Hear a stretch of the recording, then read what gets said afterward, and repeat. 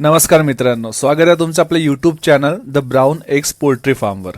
मित्रांनो, आज आपण बघणार आहे की गावरानी कोंबडी कशी ओळखायची, म्हणजेच काय प्युअर गावरान आणि क्रॉस गावरान यामधला आपण फरक बघणार आहोत। मित्रांनो, आज क्रॉस गावरान कोंबडी म्हणजे कोणती, सोनाली, कावेरी, डीपी क्रॉस अशा जे जात्या आहेत त्या आपण क्रॉस गावरान कोंबड्यांमध्ये मोजले जातात।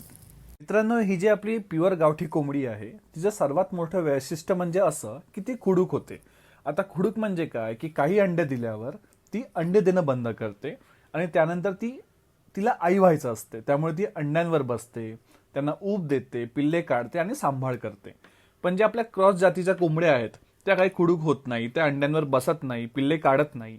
सो क्रॉस जातीच्या ज्या कोंबड्या आहेत त्या मास प्रोडक्शन आणि अंडे प्रोडक्शन यांच्यासाठी नेहमी पाळल्या जातात।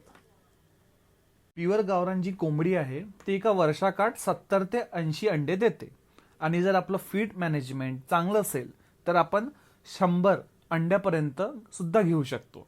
पण ह्या ज्या क्रॉस जातीच्या कोंबड्या आहेत ह्या 150 ते 250 अंड्यापर्यंत देऊ शकतात एका वर्षाला। प्युअर गावठीची कोंबडी असते हिचं वजन कमी असते क्रॉस ब्रीडच्या तुलनेत, म्हणजेच ही जास्त चपड असते। कमी वजन असल्यामुळे ती 5 ते 10 फूट उंच उडी आरामात मारू शकते आणि जर तुम्ही तिला दिवसाला पकडायला जाल तर ती कधीच तुमच्या हातात सापडणार नाही। क्रॉस ब्रीडच्या ज्या कोंबड्या असतात त्यांचं वजन थोडं जास्त असते, त्यामुळे ते तेवढे चपळ नसतात आणि ते तुम्हाला सापडू शकतात आरामात दिवसाला। मित्रांनो, आता आपण बघणार आहे गावरानी कोंबडीचे असे काही वैशिष्ट्य ज्यामुळे आपल्यापैकी प्रत्येकाला समजून जाईल की समोरची कोंबडी ही गावरानी आहे की नाही। त्यापैकी पहिलं म्हणजे कुडूक होणं। फक्त गावरानी कोंबडी ही कुडूक होत असते, क्रॉसब्रीडच्या कुठल्याही जातीच्या कोंबड्या कुडूक होत नसतात। त्या अंडे उबवत नाही तर त्यातनं पिल्ले काढत नाही। सो जी कोंबडी कुडूक होते ती 100% प्युअर गावरानी आहे। दुसरं म्हणजे आपल्याला बघायचं आहे कोंबडीचे मांड्या, ज्याला इंग्लिशमध्ये आपण थाईज म्हणतो, लेग पीस म्हणतो, त्या ज्या गावरानी कोंबडीच्या लेग पीस असतात त्या एकदम लहान असतात आणि ज्या क्रॉस ब्रीडच्या लेग पीस असतात त्या आकाराला मोठ्या असतात। तिसरा पॉइंट आपल्याला बघायचा आहे मित्रांनो, डोक्यावरचा तुर्रा। ज्या गावरानी कोंबडीचा डोक्यावरचा तुर्रा असतो हा नेहमी लहान असतो आणि ज्या क्रॉस ब्रीडच्या कोंबड्यांचा जो डोक्यावरचा तुर्रा आहे तो मोठा असतो। तसंच ज्या गावरानी कोंबडीच्या डोक्यावर केस सुद्धा कमी असतात आणि ज्या क्रॉस ब्रीडच्या कोंबड्या आहेत यांच्या डोक्यावर सुद्धा केस जास्त असतात। चौथा पॉइंट म्हणजे जी आपली गावरानी कोंबडी असते कमी वजनाची असते, त्यामुळे ती खूप चपळ असते, तुम्ही तिला सोपीरित्या पकडू नाही शकत। आणि ज्या क्रॉस जातीच्या कोंबड्या असतात त्यांचं वजन 3 ते 4 किलोपर्यंत वाढू शकते।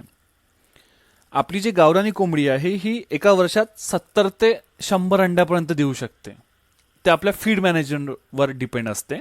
आणि ज्या आपल्या क्रॉस जातीच्या कोंबड्या आहेत या 150 ते 250 अंड्यांपर्यंत सुद्धा देऊ शकतात एका वर्षासाठी।